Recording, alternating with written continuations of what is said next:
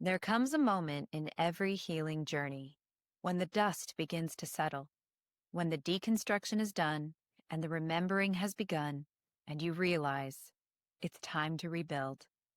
This is the reconstruction phase, the part where you begin to consciously shape your life around who you've remembered yourself to be, not who the world told you to be, but who you are when you're aligned, body, mind, and soul, with your truth. And the blueprint for that reconstruction, it begins with your values, the quiet compass guiding every choice, every boundary, and every direction forward. In this episode, we explore the power of values, how they form, how they evolve, and how living in alignment with them changes everything. From the neuroscience of the limbic system to the soulful process of rediscovering what truly matters.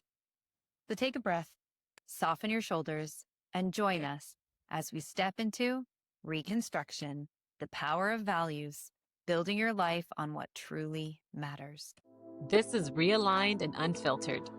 Together, we're peeling back the layers, exploring consciousness, and transforming life's messiness into meaning. Well, welcome back, everyone. If you've been following us on this journey, you know that we've gone through a couple of phases of the awakening process, right? We've gone through the observation where we're learning how to witness what's going on in our mind. We have that level of awareness of, okay, this is who I am and what I'm thinking about and why I'm thinking about it. And then we entered the disruption phase, where that's where we kind of broke down how we release things that are no longer true to us.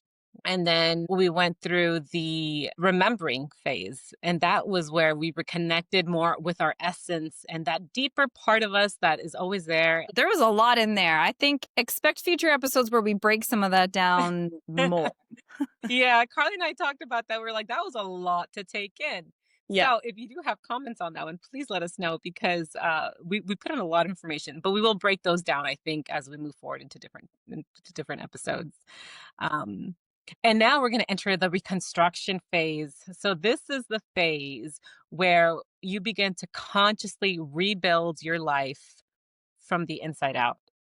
And as we just went through the remembering phase, I want you to keep in mind that it's not about becoming someone new, really, but it's about building your life around who you've remembered yourself to be. So now, we've gone through the remembering phase. We know we're this divine essence, this person. And now we are going to build the foundation of this new identity that we're going to start building.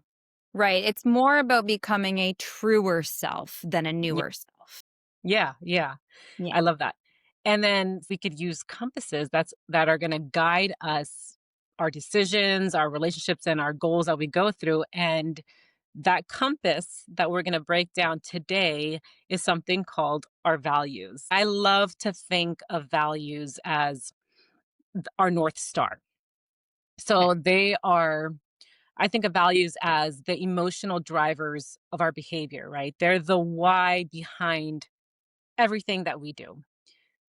And when you're able to know what your values are and you live by them, you stop drifting along your life and you start directing your life with the clarity and truth of who you are.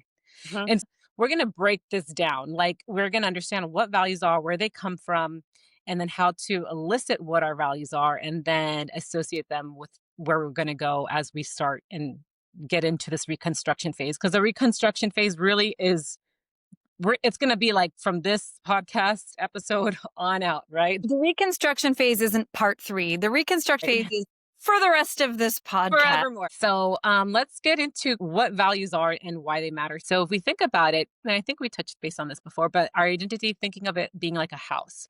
Mhm. During that deconstruction phase, we took down those walls that were built, they were built by other people, family trauma, whatever. We cleared space. Yeah. And then we went through the remembering where we remembered and we discovered our soul. And now we're in the reconstruction, we're laying new foundation, right? We're going to lay that new foundation for the house, one that's built on our truth. And the material for that foundation is going to be our values. Mhm. Right. And so if we build on anything else, other than our values, like let's say we build it on other people's expectations, if we build this new house on old pain or what society says, even the ground, that foundation is always going to be shaky. It's like building it on sand, right? Yeah. It's not going to be really stable. But when we think about building our foundation on our life's values, everything it's going to be very stable. So again, thinking about values as a North Star, they're not going to prevent things coming up from our lives because circumstances are going to occur, things are going to happen, but they make sure that as those things occur, we don't lose our way. Right. This is a navigational system for Yeah. navigating through the stuff. And so when we know this is my value and this is how I navigate through the world, and we have that as the foundation for our sense of self, and we know this is mine. It wasn't Right. given to me. I didn't adopt it. It's mine. And sometimes it's a little bit like this is what was given to me. Hmm. This part I need to take out and I need to implant now what's mine. And so it sometimes is a combination of what's been given to us and what we've elicited and kind of created on our own. And that's important to remember. You don't have to throw out the baby with the bathwater, right? Right. You can figure out what was given to me that I still love, that I still value, that I still want there in the foundation, and what Hmm. wasn't. And what Hmm. do I want to create now and put in there for myself? So it is important to remember we're not starting completely from scratch necessarily. Maybe we Yeah. are, but not necessarily. Yeah, right, right. And we're going to break that down. So let's start by kind of defining what values are. And I think it's very simply put, values are what's important to you, right? So they drive every choice that we make, every action that we make, every motivation that we feel or we don't feel. They're driven by our values. So Right. really think about this. You might do things that you don't want to do, but you won't do them unless at some deeper level they're important to you, right? Mhm. Mhm. And so in neuro linguistic programming and NLP, values are understood more so as those deep unconscious motivators that determine our behavior. Right. And they're not just those surface level kind of goals like, oh, I want more money or I want to get fit. Those are goals that they live in the conscious mind, but values live in the subconscious mind. They're stored deep in our system, in the emotional brain, and they determine, what feels meaningful to us or fulfilling to us. And for anybody who might be feeling like, well, what do you mean doing something that I don't really want to do, but I do it anyways? Here's a great example. Perhaps in the deep, deep down, you have a real need for feeling connected and safe. Mm, I mean, we yeah. all do, right? And the Mhm. way that you learned to feel connected and safe was to people please. Do Mhm. things for other people, do what people ask, even if your conscious mind is like, I don't have time to do that. You say yes anyways, because deep in the down, the value is I need to please people to feel safe and connected. And Right. so then you operate from a system that is constantly people pleasing, even when in your conscious mind, you're like, I want to be better at time. Yeah. I want to be better at saying no. It's hard to switch it in the up here. Mm. We Right. have to go deep, deep down and switch it in the down here. Yes. Yeah. Exactly. Exactly. So when your life aligns with your values, that also helps our nervous system feel a lot more relaxed and a lot more at ease, right? And then that's what we call coherence when we're in that flow state.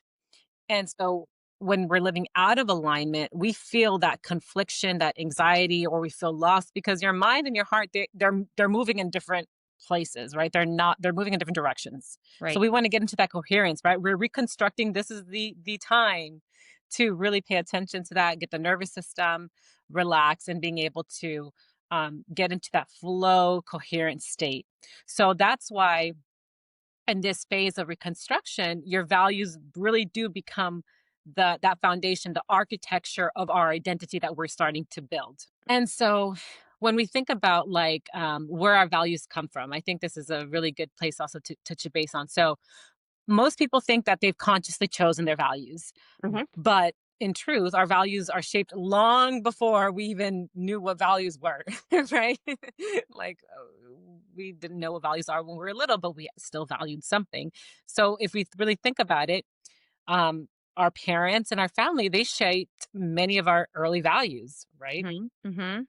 Yeah, or our closest community.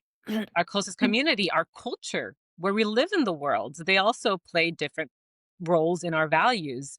Someone who was raised in Switzerland has very different values than someone born in, India. It's just like different things. Religion shapes our values, or the absence of religion as well. What else? Socioeconomic statuses, right? Even in like industrialism and beyond, anybody who is born in the industrial age and beyond is Hmm. living a pretty different value-based system than pre-war, let's say. Right. Let Yeah. alone now we have our Gen Y and our Gen X and our boomer. Hmm. You can even see the difference in values and the way we all live our lives just in these short generational periods. Yeah, yeah, Mhm. yeah. So all these factors, they imprint upon us. And so actually from the ages of 0 to 7, this is the imprint period. So this is where they're soaking in everything like a sponge, really soaking in the environment and everything around them. I've mentioned before in previous episodes that I use brainwave entrainment, where I'm putting your mind in a certain brainwave state and I'm putting you in alpha theta states. And actually, when you're 0 to 7 years old, you're naturally in this alpha theta state. So, this is where you're more in a relaxed state where you are super receptive to the information around you. So, this is again from those ages 0 to 7, where you're like super receptive and you're absorbing everything around you, just like a sponge. I like thinking about it that way. Interesting. And from an energetic perspective, if I may, I hear 0 to 7 and I think about, yes, this is the imprint stage. And also from the energetic perspective, we have things called chakras. Some people here may know about Mm, chakras.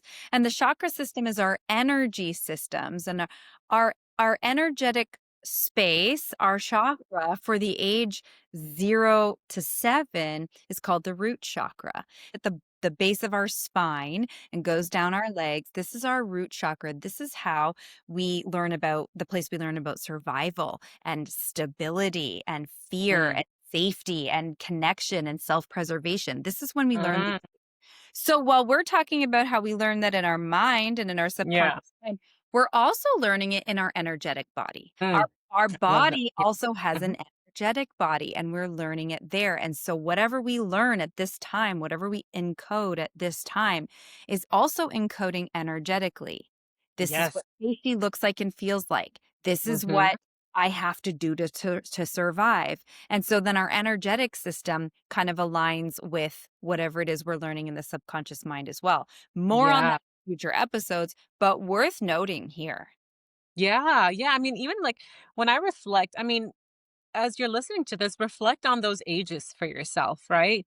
Because as I reflect, to me, like I shared in another episode too, that I lost my dad when I was 3 years old. And that imprinted very heavily on me on how my future relationships with my husband now and everything, just the fear I had around um my husband dying, that very, very heavily imprinted on me. And I had to deconstruct that. I was like, I am not carrying that forth. I had to reconstruct the way that I viewed it.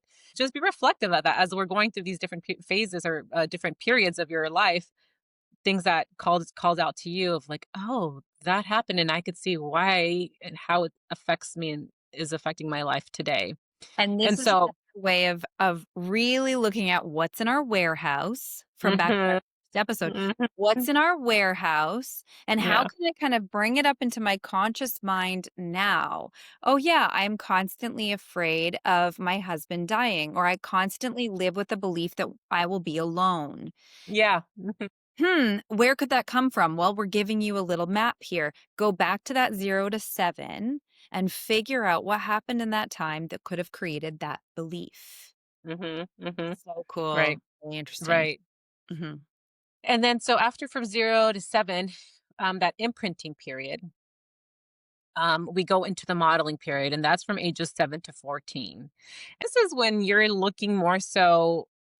start looking for those heroes in your lives, or those examples of who it is that you want to be, and who is it that you want to model their behavior in. So there's a sociologist, Dr. Morris Macy, and what he said is that who we are today is to a large extent based on who we chose to model when we were 10 years old. So when Interesting. we think about that, who was I modeling at 10 years old? I mean, it could have been whoever, you're watching on TV. Carlie, who would you say that you modeled, like, when you think about that age? Do you know what? Honestly, it's interesting because as you're saying this, I'm tracing it back. I was homeschooled, so I didn't have a teacher to model myself after. Okay. But I remember I was about 11, 12, 13. So right in there, right in that period, there was a younger couple who went to our church. They were in their early 20s, newly married. And the guy would play hockey with my dad at Monday Night Men's League. And I liked to go watch my dad play hockey and just, hang out and be cool late at night.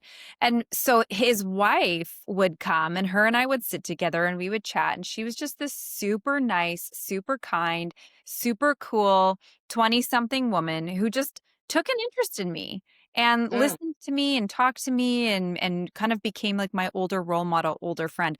I ended up going to Take Your Kid to Work Day when I was in grade 9 okay. with her. And she was an occupational therapist who worked with kids with disabilities. And not long after that, her and her husband moved to New Zealand. And I remember watching them go and thinking, this is so cool. You can Mm, leave the place mm, where you're from, you can move mm, to another country and mm, work and create a life that looks different than the one we're mm. being shown. And lo Yeah. and behold, in my early 20s, started moving abroad and living in different countries. Yeah. Went to occupational therapy. I went into psychology, but I did start working with kids and teens. And I continue to this day to actually live abroad. You'll notice as Right? the weather gets colder in the North American world and Diana wears sweaters, I'm still in tank top. I continue to live abroad with my husband and children and live a life that looks different than the script that I was given in Yeah. my culture and in my society. So yeah, I very much relate to that I modeled a lot of my life. Yeah. This person who was deeply influential to me just by being kind to me and taking an interest in me in those juicy years. Yeah.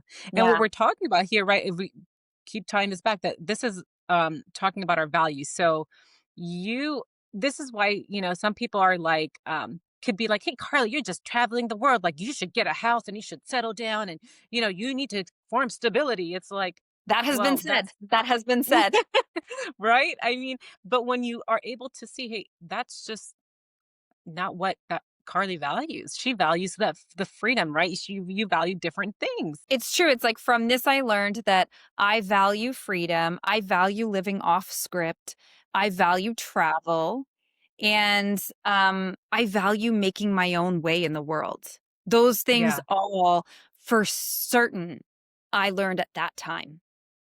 Mhm. How interesting. Yeah. How interesting. Yeah. Yeah, it is. It is very interesting. And then, so after the modeling period, we have the ages 14 to 21, and this is known as the socialization period. So this is where we are going out into the world and we adopt social values. Either we fit in with a certain group or we don't fit in with others. And we accept people's values or reject other people's values, right? We're really stepping into the world and starting to formulate really our personality as this young adult now. Mhm. And there's one more thing to add on here, is that what really influences who we become, and that is significant emotional events, significant emotional experiences Mhm. that shape our lives. And some people have the thought or the belief that your values never change, that you can't change your values, but that's not true, because your values change all the time. And we talked about this in a previous episode where we talked about things going on in the world, right? 9/11 or COVID. If you're close to those events, they had the potential of significantly changing your life, Yeah. right? Absolutely. So people change our values all the time based on to their reactions to events. But understanding two things is very important. First off, people often think that they consciously are choosing their values. There's things around them that are shaping them, right? Influencing forces that have shaped who we've become today. So that's the first thing, is becoming aware of that. And then the second thing to that is also values are malleable, right? So they could change, mold them how we choose them to be. And the way that they evolve is through our awareness first of what our values are, and then being able to choose and having the power to choose the ones that we want them to serve us as we are reconstructing ourselves. Mm-hmm. Let's get into a little bit about, like, from the neuroscience perspective, how our values are tied to the brain's reward circuitry. So when we say that values live in the subconscious mind, what we're really talking about is, you've brought this up before, I believe, is the limbic system, right? That's where the amygdala, if you remember the amygdala, that's where The she lives, amygdala. the emotional center of the brain, and that drives what feels very meaningful to us. And it basically decides, what matters and what doesn't matter. And so when something that we're doing aligns with our values, our inner self is saying, yes, it releases that dopamine, the feel good energy, the feel good chemical. And then the brain is like, yeah, this feels good. This is who I am. And this matters to me. So there is that response that's happening. And Mm-hmm. so when you act out of alignment against what's truly important to you, that same system, it starts signaling stress, right? That's when you start feeling conflicted or anxious or restless. That's when your emotional center is trying to tell you, like, hey, something is off here. This doesn't feel good. I don't like this. Even if it is a good thing, like even if you've decided I want to readjust or I want to realign my value to this thing, you've done it consciously, but your unconscious layer is like, that doesn't feel good. Like maybe you say, I want to realign my thoughts or feelings about money.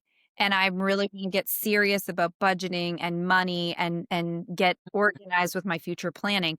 That may be what you want to do. But when you go to do it, your system that has said like that's a scary thing or that's not an Mhm. important thing is going like, yeah, I don't like it. Yeah. And so they're Yeah. not computing. Yeah. We could get into that because I think that's really cool. So when we are constantly acting in alignment, we have those neural pathways that are strengthened around those values, right? We're like, okay, this is flowing, this is good. They literally become like hardwired. Like we have these good paved pathways. And when we're in this reconstructing, well, you kind of touched on it a little bit different, but I like it because when this reconstruction phase, in a biological sense, we are creating that new neural pathway. There's a difference when we choose to go in a way that it's not aligned with our values. There is that feeling of like, ugh, ickiness, of like, this doesn't feel good. But also, as we are reconstructing, I want you to think about it like this. So if we've taken this road always to work, we know it's a well-formed road. It's good. I'm driving it every day. There's a smooth road. There's no gravel. Think about that like the neural pathway. But then you discover that there's a shortcut to get there a lot faster. But this pathway, this road is full of gravel and is rocking. You're like, oh, shoot. Like, it's kind of like I'm bouncy as I'm going through this road, and it's not well formed. So as you go through it, you have some resistance, like there's some uncomfort. So there is that to it too. As you're reconstructing new pathways, you're literally forming a new road in your mind, a new pathway that for you to go down, and it's to some level uncomfortable. You might find resistance with that. You might feel a little, let me go back to my default mode, let me go back to what I'm comfortable with, right? Mm-hmm. But realizing that the more you go down and take that shortcut, you're going to get to your outcome. You're going to get wherever it is that you're going a lot faster. You just Mm-hmm. got to pave that road, keep going through that road, take that shortcut. And then before you know it, that gravel is going to become like smooth like concrete or, whatever it is. So I love that you touched on that, because that is something to bring up here. In the reconstruction phase, you are going to feel those moments of resistance, where I just don't like where this is going. And it's simply because you're stepping out of your comfort zone. And that's good, because that means you're stepping into yourself in a new way, and you're working towards, the values that you're now wanting to realign with. Yeah, it's So, almost like a prove it. Like your yeah. mind isn't just going to make it easy for you. Hey, we've existed in this way for a long time. You want to exist in that way? Prove it. It's Mhm. gonna be uncomfortable. You gotta keep walking and keep driving on that pathway and keep smoothing it out. Prove it. Prove it to yourself, right? Really prove it to yourself. Okay, so let's move a little bit into the process now to help you discover what your values are in a specific area in your life. You could just focus as I pose this question, focus on one area in your life. Maybe it could be your career, your relationship, your health, or whatever it is, your personal growth. But it's very simple to elicit your values. And it's simply asking, what's important to me in the context of my career, right? So if you want to focus on your career, or it could be what's important to me in the context of my relationship. Whatever it is that you choose, all you have to do is just like let your mind begin to wander here. Don't overthink it. Just notice what are the words or the feelings that come up and rise to the surface as you're thinking about it. Like, what is important to me in the context of this? And usually, if as an example, values are usually like short words or phrases, like right, like freedom, growth is important to me. You gave some examples of what's important to you and values in your life, like travel, Mhm. um, faith, love, being of service, right? These are all examples of what values are. So being able to just write whatever comes to your mind, just write it all out. And then after you've done that, what you want to do is push yourself a little bit further. So you think that because we're writing things from the conscious mind, what we think our values are, but as we let loose and let the reins flow a little bit, we could, some unconscious values could also come through. So just push yourself as you're writing your values a little bit more and a little bit more. And just think, what else is important to me about it? And what else is important to me about it? And keep going down kind of that trail, that thought of what is important to me in the context of, again, what is important to me in my career. And so you could have values for different parts of your life, right? And Can I ask a question here just yeah. for the listener and also for myself? So you say, for me to ask what's important in the context of my like life, let's say. So one of the words that I used earlier was freedom. Okay, so freedom is important to me. So then what am I supposed to do with that? I'm supposed to ask, what does freedom mean to me or what's Well, important? you just Freedom? so you've already identified freedom. What else is important to you about your life? And that and what was the context that you're talking about? Your career, or I forgot what No, this was kind of just like how in life. I live life. So rather than living on script, I like to live off Okay. script. To me, that So what means else is freedom. yeah. And what else is important to you about life though?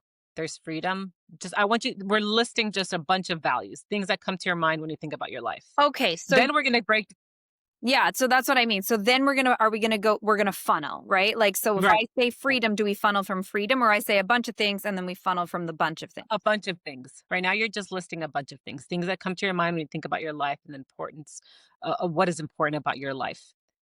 And then after we've written our list, we're going to look at each of those values and we're going to ask, if that value disappeared from my life completely, how would I feel?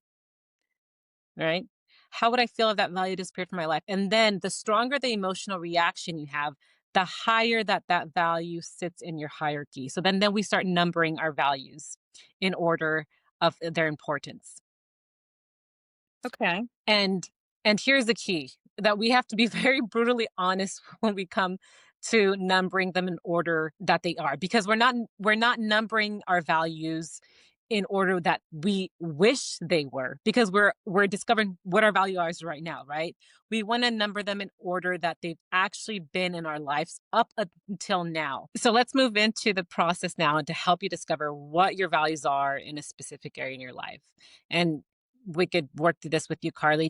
So the question, it's a very simple question to ask to elicit your values, is what is important to me in the context of What this is taking me to is it's taking to me this is the overall, I would say, in my adult life, these have been driving forces for me. Freedom, travel, living a personalized life, having adventure, and being an individual.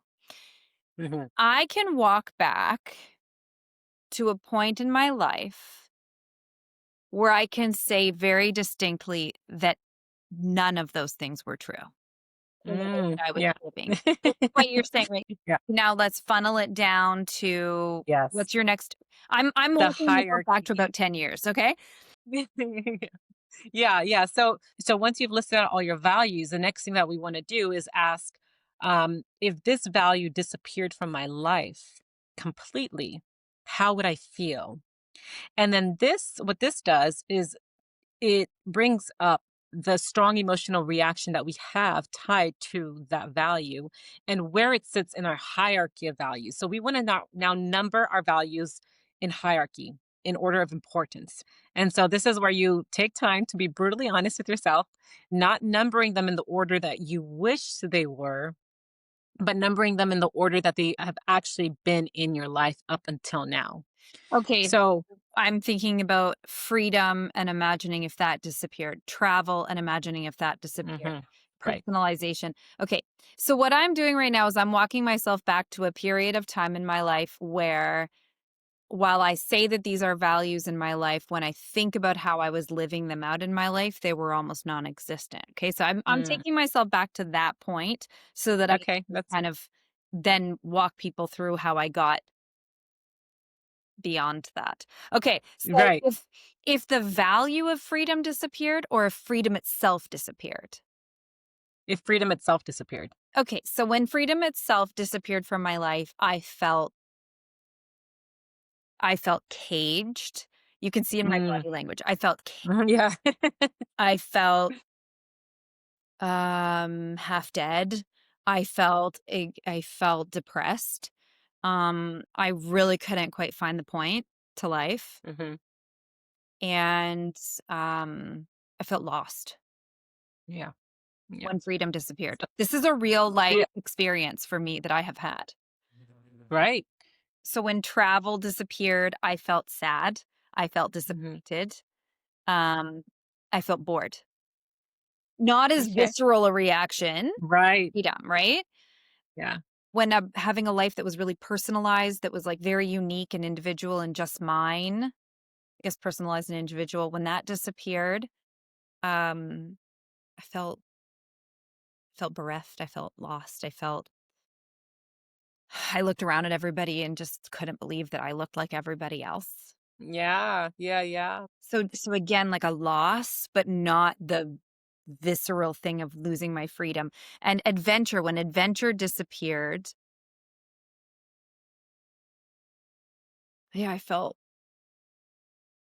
I felt kind of pointless. Mm, So then mm, for me, it would say that in that time, freedom was one, adventure was two, personalized individual life was three, travel was four. Okay. hmm Am Good. I doing that So right? what you're seeing there is that once you remove them, you're able to realize the importance of that value, right? And where it actually sits in your life and why you actually want to put it as a priority or not. So this is where you're um, discovering that about yourself. Right. Okay. And So so, what I'm recognizing in that moment in time when I don't have freedom, that's the worst for me. I don't have adventure. That's the second worst for me. I don't have personalized individual life. That's the third worst for me. I don't have trouble. That's the fourth worst for me. So when I say what I value and I say like freedom, travel, oh, I'm ordering that wrong. So I learned that. yeah, yeah. Okay. And And so then then, and then how I'm actually spending my time and how I'm actually living right, my life, is that the next stage? right. So where you spend your time, your energy, and your attention is also where you identify where your true values have been operating, right? Yeah. Okay, so how I spend my time, how I'm operating is the inside values. Mm-hmm. Great. Okay, so Mm-hmm. in that period of time, I was spending my time and energy um trying to please other people. Mm-hmm. Really honest, I was trying to please other people, Yeah. trying to behave the way that I believed I was supposed to behave at that age and at that stage in life. So I was, Mm-hmm. again, I guess pleasing. I was trying to please specific people. I was trying to please what I believed my religion was asking of me. I was trying to please society and culture by behaving. Um, Mm-hmm. and I was putting being a mom and a homemaker at the forefront of how I spend my time and energy. Mm-hmm. Mm-hmm. Right. So It's that teaches me then what? That being a mom and a homemaker and pleasing other people were my warehouse values. right. Exactly. You're getting perfectly. Yeah. So this is where the there is that opportunity of like, oh, I'm actually I think these are my values or but it's also I'm actually functioning from my warehouse with these default values that I've had my entire life. And that serves as our little wake up call here, right? And this is nothing to be self-judgmental about. This is not for you to feel bad about. It's something actually to get a little bit excited about because you're bringing something to your awareness here. Do you know You're learning. what's so right about that, Dee, is that this moment in time that I'm talking about, this was when Mhm. my awakening happened. Yeah. I was living and operating out of values that weren't the values that I wanted to be living Mhm. and operating out of. Right, And at some right. point, the depression and the physical illness that I encountered and the loss of sense of self that I encountered was the thing, as we've talked about before, the loss of this identity that showed me I'm not living aligned. I really am not. I'm operating from a value system that isn't mine. Right, right. Yeah. And so this is this is just so you could see how eliciting values and understanding what they are and what you actually been operating from all come together very importantly again as a foundation of how we're going to continue building as our life the reconstruction as we keep moving forward. Um Would you say then at this point, Dee, when I've figured out what the values that I was actually living from were versus what I believe my values are, when I've figured out the disparity there, is it mhm. then useful to do what we were talking about earlier and go like, where did that come from? Why do I feel compelled then to be a full-time homemaker and a full-time mom and a full-time um people pleaser? Should I then is that a great point for me to look at, like, where did that come from when I'm looking at that 0 to 7, 8 to 14? This is part of inner work. Yeah, you could definitely tie that in, and go deeper into that if you want to like really focus on more of that kind of deconstructing because that's kind of going more into like now I'm really deconstructing more of who I am, and it brings more awareness to my present moment. And I think that is all very very helpful. It is part of that if you want to keep working more towards that inner child work, right? All of that type of work is I think it's super valuable. I think that's an entire different kind of It episode that we could is. really dive It into. is, you're right. So this is the Yeah. when I'm looking at this reconstruction of eliciting my values, understanding what I'm actually operating from, here we find a moment where we jump back into the deconstruction during the reconstruction. I'm reconstructing, whoop, I've just realized something. Let me go do Yeah. a little more deconstruction work in this area, inner child Hmm. work, which really serves to Yeah. stronger reconstruction. Okay, good. Yes. Next episode. Yes. Yes. And I think that that's one of the things that we're finding here is that as we have every kind of conversation throughout this podcast, we're going to be pointing to the different phases, right? Of like, oh, where this kind of fits in most in our lives as we're going through it. Um, Okay, so we but this, so sorry. Okay, no, so go we ahead. come now to this moment where you've walked me through this version of me a few years ago. You've walked me through, here's what I say my values are, here's how I feel when I've lost them, here's how I'm Hmm. actually living my life, which tells me that Hmm. I'm living out of values that are older, that come from a different Hmm. place. Okay, so we've done that. You're telling me get excited about it because now you've figured out what? How do I change it? Right, right, right. And so how do we change it? So how do we change our values? So one of the best methods of doing this is visualizing that future self. So after we've in NLP, once we've identified our values, then we determine what is the outcome now of our life that we want to work towards, right? So that's that the outcome we have in our life. This is our values. This is where we're at currently. We've identified where we're at. And then we start visualizing, okay, what is the outcome of who it is, what it is that we want to achieve, or what is the outcome of the life that we envision. So in order to get there, we have to close the gap between where we're at now to that self, right? To that outcome point. And so we do this through future self visualization. So this is where we start thinking about that version of you that has already accomplished the dream, the goals that you have. Whether, it could be in whatever context you're looking into for the specific value, but like it could be again in love, in health, in your career, in your peace. Like just look at that version of yourself in the future. When you think about this, you in that future state, Okay. what is that? What is that person's energy? How do they carry themselves? What's their posture? What's the confidence they have? And then you go back to ask yourself, just like you ask yourself currently, what must have been important to this person? Like identifying what that future version's values are.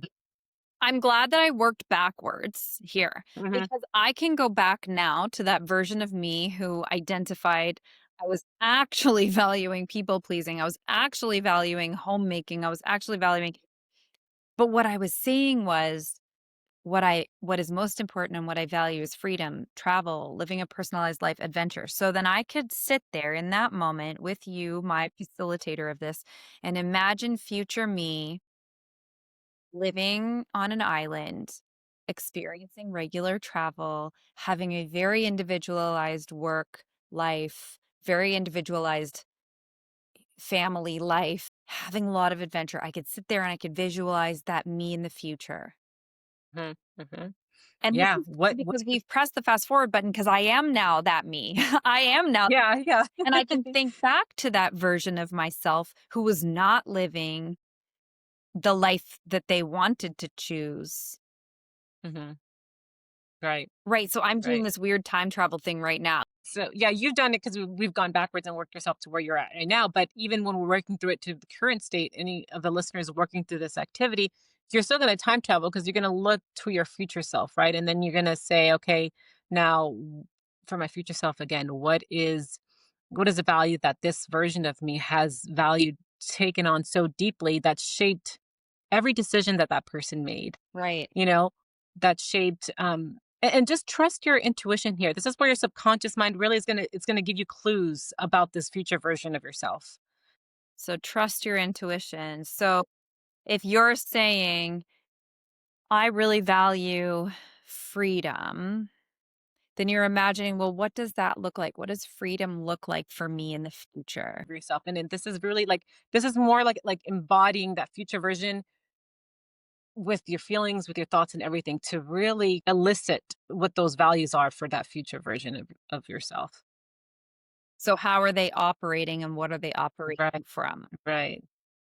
And so then when we get into that future version of ourselves and we're able to elicit those things, we're at the same time like encoding this possibility for ourselves and where we're able to now realign, right? We're able to kind of like now I get to live in alignment with that version of myself because I've determined what those my future version's values are.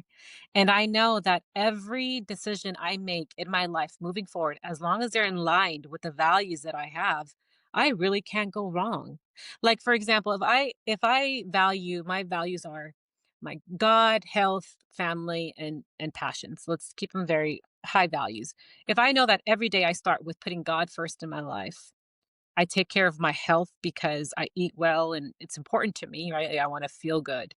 I spend time with my family and then I do things that I love and I'm passionate about, like, this podcast or whatever. um, I know that I'm good for my day. There's nothing that I'm aligned with things that are very important to me that make me feel good. And I'm set. Like there's nothing that's going to really derail me if as long as I'm taking action towards the values that I have. I think that's a really great example, just kind of an overall example of like, here's my high Yeah. values. If every Mhm. decision that I'm making in my day aligns with these things, then I'm living an aligned life. Versus, I wouldn't say that one of your values is comparing yourself to other people. Mhm.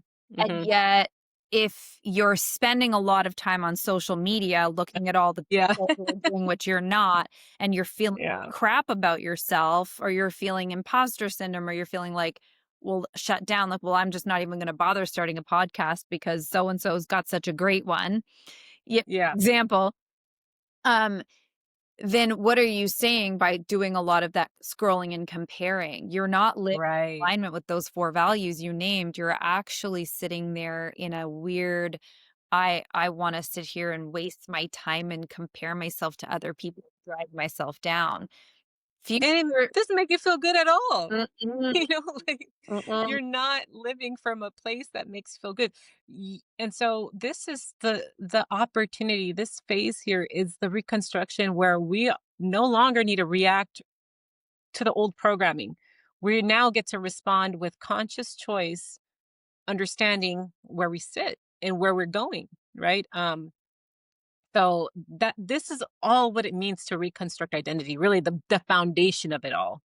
Um, is and it's becoming that version of you that your soul deeply has always known. And that's why you have that future vision of yourself, and you have these thoughts and these feelings of what your life to be, because there's a pull energetically of where does it go. But when you get away from that is when you start that the negative self-talk, and I hate my life. And this reminds me of our previous episode of when you're going away from source, right? That source code. That's when you start trailing off and you go off that to the path that you not that is not feeding your soul or your energy in any level. Right, and You want to go to I wanna be conscious of bringing in mindful self-compassion here because oh, I huge. I think that a lot of the time when we get into this type of work, I can already hear 95% of my clients listening to this go, "Okay, but" because there is, a lot of the time we are not living aligned with the Mhm, values that we say are our values. When we really take a cold, hard look at our life and how we're spending our hours and the emotions we're feeling, it's not it doesn't always look so hot. And so we now have the opportunity to feel really disappointed by that, to feel really shut down by that, to hear our inner critic just start mhm. yapping in our ears. There's a lot of opportunity here for a lot of pain. So what Yeah. we really want to make sure that we're layering in as we do this work is a lot of mindful self-compassion. One thing you're doing is you're realizing I am living out of values that were implanted in me when I was young, people pleasing, let's say, values. And I see that. I'm not judging it. I'm not harping on it. I see that. I recognize that there are many other people who are living out of values that were implanted in them. And it is hard to make those changes. It is hard. It is hard. And Yeah. just It's being work. really It's right, being really kind to yourself, bringing in that compassion and that kindness and going, yeah, this isn't where I want to be. This isn't where I believe that I should be or want to be. I can see how I got here. And now I can start creating a lot of compassion that mhm. allows for a nervous system that's able to then create. Yes. Yes.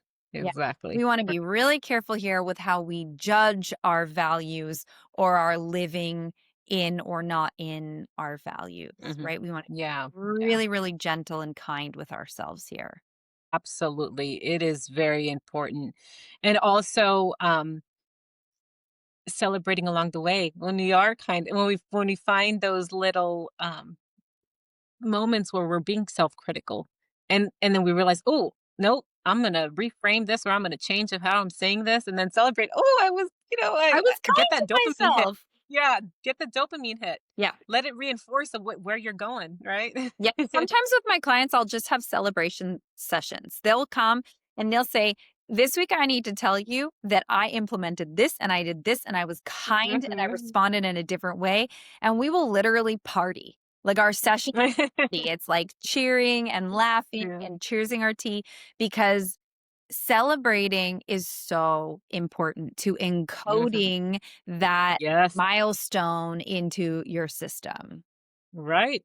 And remember, we talked about emotion being the glue of holding things and really wiring it in our system. It's part of that. It's getting again those dopamine hits, reinforcing the emotion with the path that we're going towards. So yes, it all comes together. So good. Exactly, exactly. So Um, value elicitation is a really strong and powerful process that you've shared. Boundaries. And it's a real opportunity to decide, do I want to be judgmental and critical of myself for being where I am, which is a real temptation, or do I want to be kind and compassionate and nurturing to myself so that I can now pull myself forward? Yes, yes, exactly, exactly. Think of the values like they keep us anchored, right, of where we're going. When life throws any kind of challenges our way, they keep us steady and true to the version of ourselves that we're working towards us, towards. They're that, as I brought up in the beginning, the compass. They're the internal compass, and they're going to always point you to your soul's home. I love just bringing the energetic and the spirit to it because that's what it is. We have this calling and this feeling of where we want to go, so let your values guide you. Let them be the compass towards that. Yes, Yeah. absolutely. Absolutely. Well, this has been great. Thank you for walking me through it and allowing me to go backwards in time to a moment where I really needed work like this.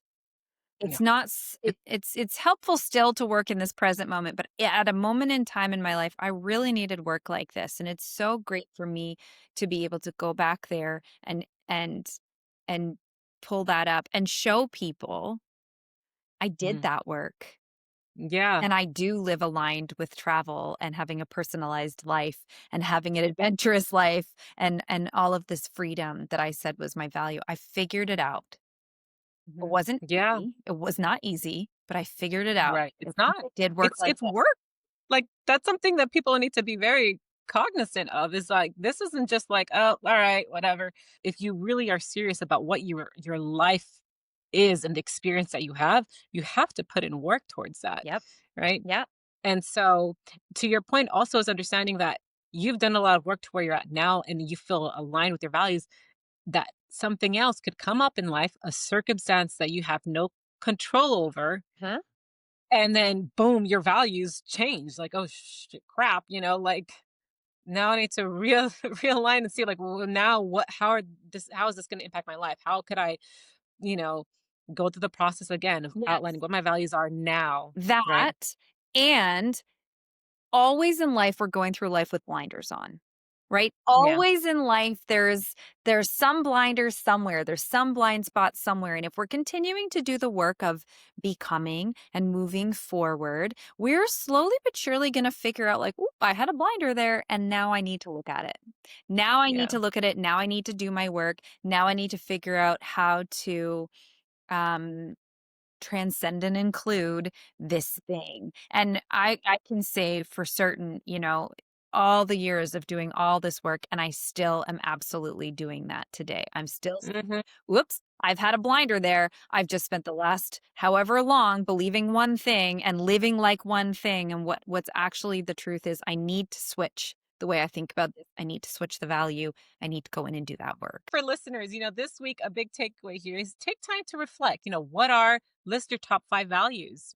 How do they show up in my daily life? And which ones do I want to elevate as I move forward to reconstructing my life? What am I actually living aligned with? And what do I want to realign? Yeah. Get really unfiltered with yourself. Right. Great, Dee. Thank you so much for this education. I think this is a great first step in the reconstruction process I know we said this is a 3-part series, but really, part 3 is just the rest of podcasts forever. Yeah. How do we Yeah. continue to reconstruct to be in this business of becoming?